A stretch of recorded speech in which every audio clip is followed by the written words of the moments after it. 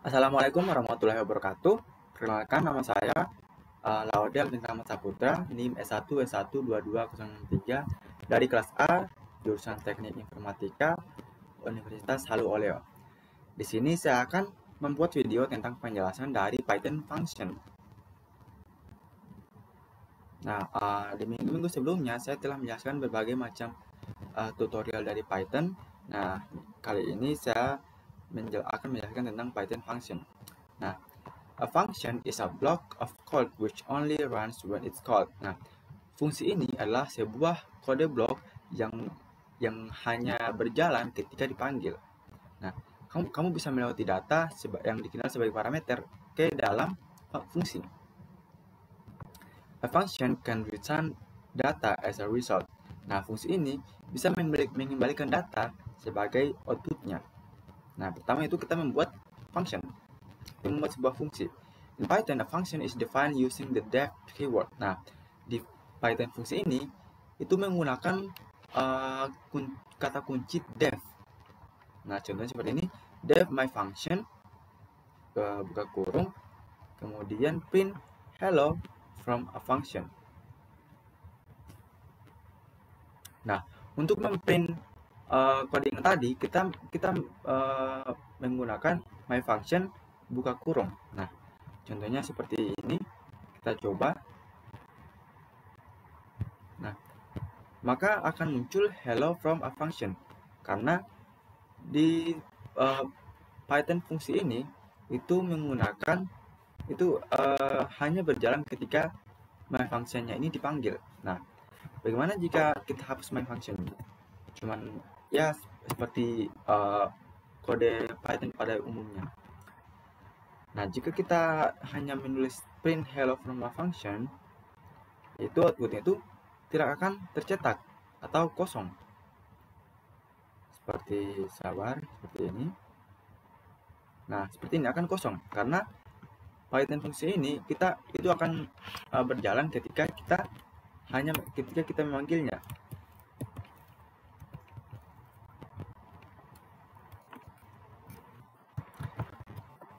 Jadi kita harus panggil.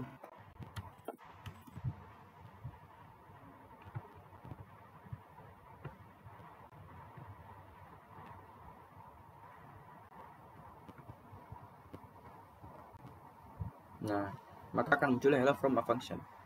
Itu adalah perbedaan dari Python function dengan Python jenis yang lainnya. Kemudian itu ada arguments. Information can be passed into a function as argument. Nah, informasi ini kita bisa berjalan di dalam fungsi sebagai argumen.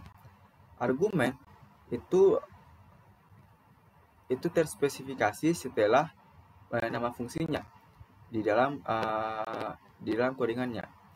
You can add as many arguments as you want, just separate them with a comma. Kamu bisa menambahkan banyak argumen yang kamu mau dengan memisahkannya hanya dengan koma.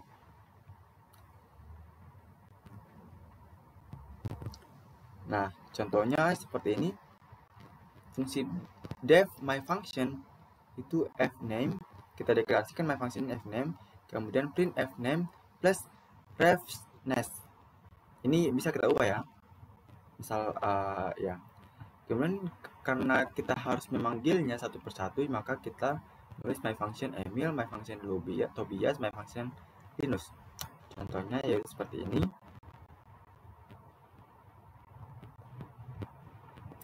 Maka akan muncul outputnya Emil refness, Tobias refness, dan Linus refness. Bagaimana jika kita mengubah kata refness ini menjadi Saputra misalnya? Kemudian ya seperti ini.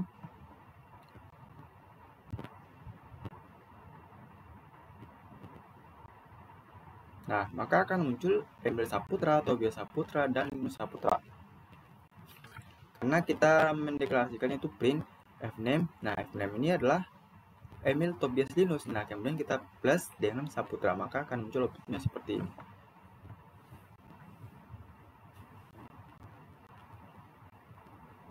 Nah, argumen ini kadang dipendekkan menjadi args di dokumentasi Python. Parameter or arguments. Nah, parameter dan argumen ini kita bisa gunakan untuk berbagai hal yang sama.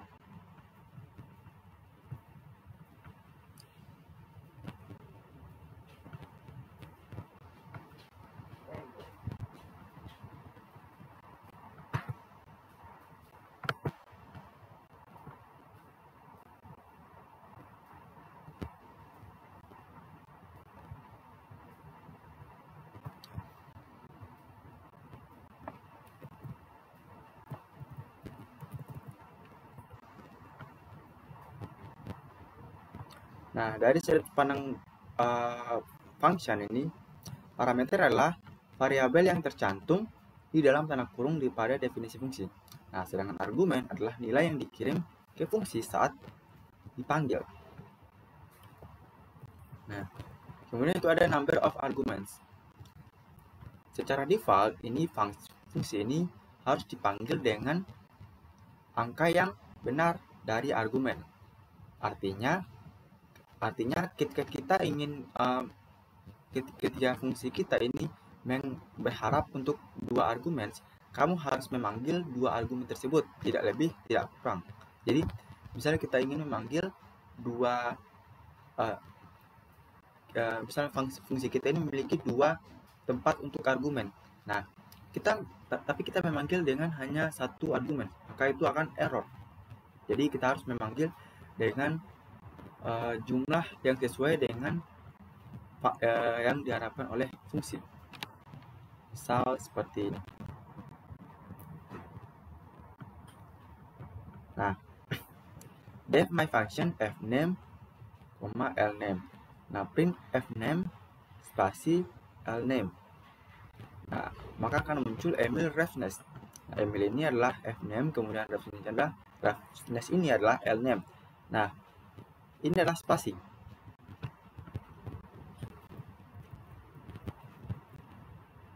Nah, jika kamu memanggil fungsi dengan 1 atau 3 argumen, kamu akan error. Karena seperti yang saya bilang tadi, kamu harus sesuai menambahkan argumen sesuai dengan apa yang dibutuhkan oleh fungsi. Seperti ini. Seperti ini kita mendeklarasikan 2 fungsi, namun kita hanya memanggil 1 argumen. Maka outputnya akan error.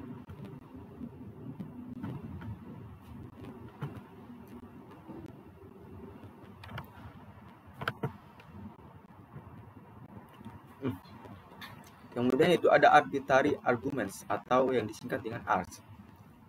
Jika kita tidak tahu berapa banyak argumen yang akan diteruskan di fungsi, kita harus menambahkan sebuah bintang sebelum parameternya, sebelum nama parameter di dalam definisi fungsi. Nah, dengan cara ini kita dapat menerima sejumlah argumen dan mengakses item yang sesuai. Seperti ini. If the number of arguments is unknown, add a star before the parameter name. Nah, kita tidak tahu nih berapa banyak argumen yang kita butuhkan, kita bisa menambahkan bintang untuk agar coding ini supaya tidak error. Nah, def my function ini kita tambahkan bintang kids karena kita belum tahu kids ini akan sebanyak apa dimunculkan. Print the youngest child is plus kids 2. Nah, my function ini, kita masukkan ke dalam my function itu ada Emil, Tobias, Linus.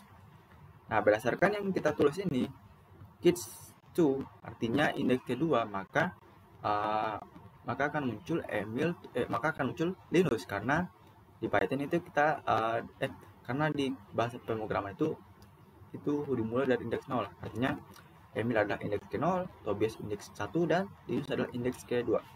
Maka akan muncul the youngest child is Linus. Nah, seperti ini.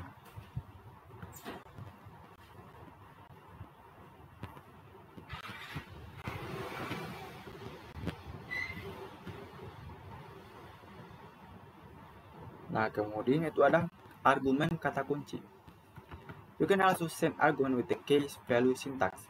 This way the order of the argument does not matter.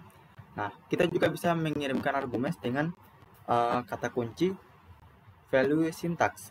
Nah, dengan cara ini argumen itu tidak pemesanan argumen itu tidak penting lagi. Misal seperti ini.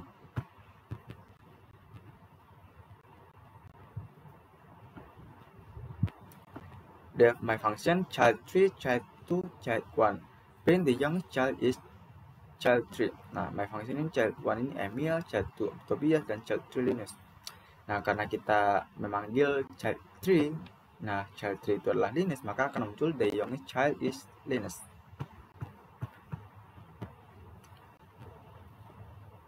Kemudian yaitu ada arbitrary keywords arguments. If you don't know how many keyword arguments to pass into your function, add two asterisks before the parameter name in the function definition. This way. Nah, sama seperti tadi, jika kita tidak mengetahui berapa banyak argumen yang akan masuk dalam fungsi, kita bisa menambahkan 2 bintang sebelum nama parameternya di dalam fungsi definisi fungsi.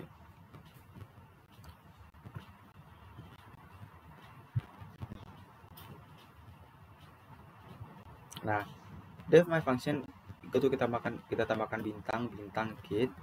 Pin his last name is plus kid l name. Nah, karena l name-nya ini adalah reference, maka akan muncul outputnya adalah his last name is reference.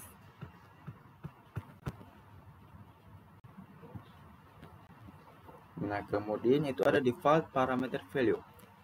Nah, contoh ini itu menunjukkan bahwa kita bisa menggunakan nilai umum atau nilai otomatis atau nilai default dari parameternya. Nah, kita bisa memanggil fungsi ini tanpa argumen karena menggunakan default value. Nah, di sini kita menuliskan def my function country itu sama dengan Norway. Print I am from plus the country. Nah, di sini kita menuliskan ada Sweden, India, Brazil. Nah, kita coba dulu supaya bisa lebih paham. Nah, maka akan muncul my function itu Sweden, India. Nah, kenapa di baris ketiga itu muncul Norway? Karena di awal telah dijelaskan bahwa bahwa variabel country itu adalah Norway. Jadi tanpa harus kita masukkan dalam function pun itu akan terprint otomatis karena dari awal kita sudah mendeklarasikan. Kemudian yaitu passing a list as an argument. Kamu bisa mengirim berbagai tipe data dari argumen itu ke dalam fungsi seperti string, number, list, dictionary, dan lain-lain. Nah, itu akan terawat atau itu akan dilakukan dengan sama seperti tipe data yang lainnya. Misal seperti ini.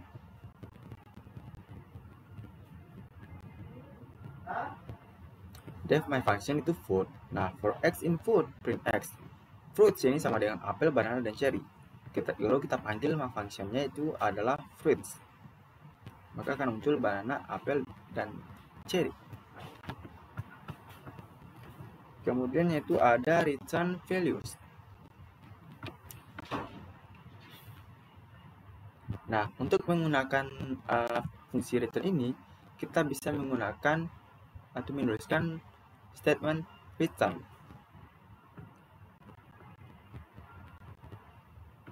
Nah, seperti ini. Return 5 kali x.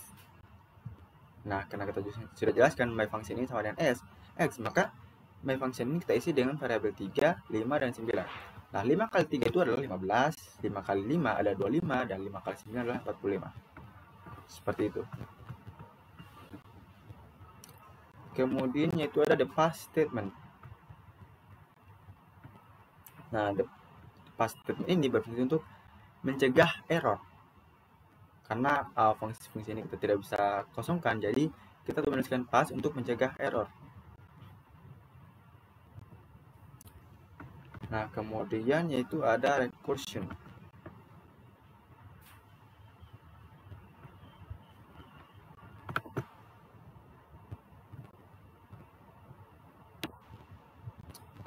Recursion atau rekursi. Python ini juga menerima rekursi fungsi, yang berarti fungsi yang ditentukan dapat memanggil dirinya sendiri. Rekursi adalah konsep matematika dan pemrograman yang umum, artinya suatu fungsi dapat memanggil dirinya sendiri. Nah, manfaatnya itu kita dapat mengulang data untuk mencapai hasil pengembang. Pengembang harus berhati-hati dalam rekursi karena sangat mudah untuk menulis fungsi yang tidak pernah berhenti atau fungsi yang menggunakan memori atau daya prosesor yang jumlah berlebihan. Nah, seperti ini. Kita harus hati-hati menggunakan fungsi rekursi ini karena itu bisa berlebihan atau memakan memori atau data. Nah, berikut adalah contohnya. Depth 3 recursion itu sama dengan K. If K lebih besar daripada 0, result itu sama dengan K tambah 3 recursion, K kurang 1. Print result. Else, result sama dengan 0, return result. Print recursion example result. Nah, dari outputnya 3 recursion sama dengan 6.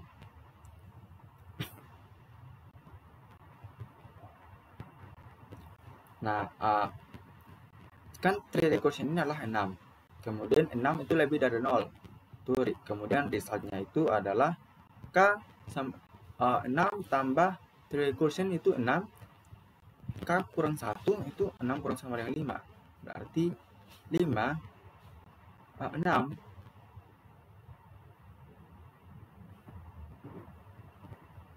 Maka akan muncul 1, 3, 6, 10, 15, 21.